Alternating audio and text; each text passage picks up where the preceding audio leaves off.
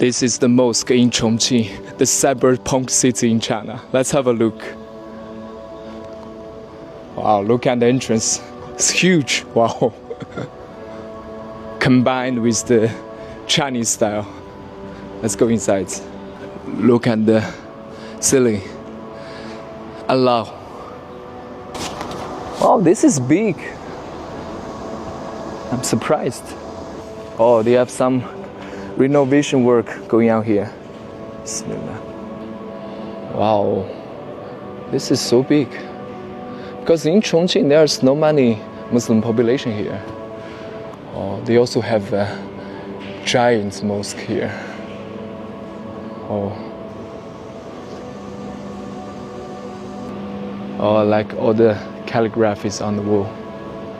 Beautiful. That is from Kaaba. Here. Wow. Quran. This is in Chinese versions. Translation. Hadith in Chinese version. I think we should arrange the Jummah prayer here during our Hafari tour to Chongqing and Chengdu.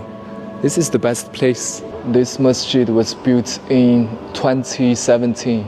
This is the wudu place. Very iconic Chongqing.